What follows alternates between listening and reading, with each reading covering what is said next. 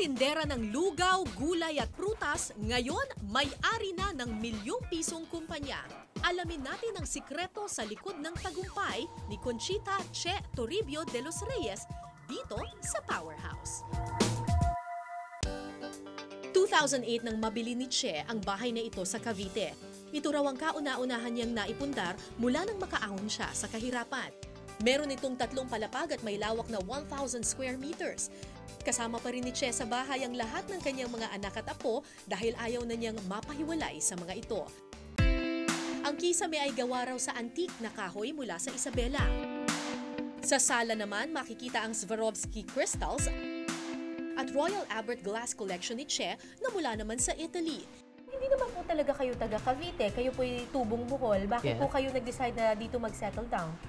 Kasi dito ako nakapangasal. My husband is from here. So dito ang inyong soulmate. Palad. Dito ang inyong palad at puso. Dito ang aking destinasyon. O parang ang dami po atang dining table. Meron dito, tapos may mga sala set din dito. Bakit po?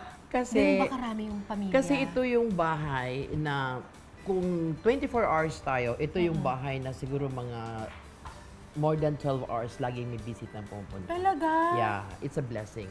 Ilang taong nakatira dito? Actually, yung 5 anak ko, dito lahat kami nakatira. Wow. And their family, and the yayas as well. They have their own rooms. And masaya kami. Ipinasilip din ni Che ang master's bedroom. Simple lang ang loob pero nandito raw ang alaala ng kanyang hero. Sino po ito? Itong picture na ito, this is my hero. Siya yung nanay namin, siya yung nanay ko. Alam mo, she was willing to die for us. She did not want to disturb us. May cancer na pala siya, hindi na sinasabi, and she was pretending to be strong. Talagang naging terminal na pala yung cancer niya. Alam mo, kasama ko siyang sobrang mahirap kami. Siya yung hero ko, siya yung strength ko. Talagang nagpapasalamat ako sa kanya. Siya nagturo sa inyo kung paano maging matatag. Maging matatag. Napakatatag ng nanay ko, sobra. The strong person that I am today. Sa kanya ko naman na yan. Ano ang luho po ni Alam Ma'am mo, Che? ang compensation ko na lang sa sarili ko at saka yung parang pinakalibangan ko is to shop. Okay. Shopping. Because, Shopping. alam mo, ngayon na lang naman ako nakakapag-shopping nung ang edad ko Oo is naman. 50. Oo. No? For so long a time, sobrang mahirap, you know? Naghahilig ako sa shoes, sa bags, and jewelries. But, Ilan po ang sapatos ninyo? ang sapatos ko, kung talagang iipunin natin, of course, I have more than like 300. But in my closet, wala ka makikitang marami kasi pagka nag 3 months old na siya, pinamimigay ko na. Eh bakit po?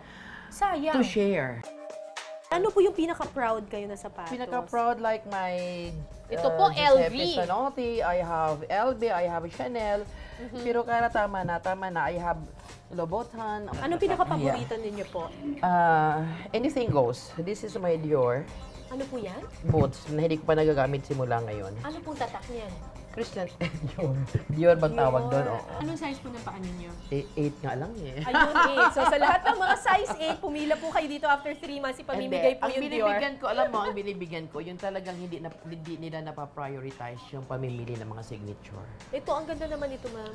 Oh, I bought that in Europe also. Alam mo, mga maliliit lang naman talaga yung Cara. You know, yung maliliit na bagay, binibili ko, parang pag ini-stock ko muna siya. Pag naisip ko na bagay ito sa bahay ko sa Cebu or bahay ko sa Tagaytay, dadalhin ko siya doon. Ilan po ba ang bahay ninyo? Maraming blessing binigay si Lord na ano. More than 5? More than. More than 20. Oh my God!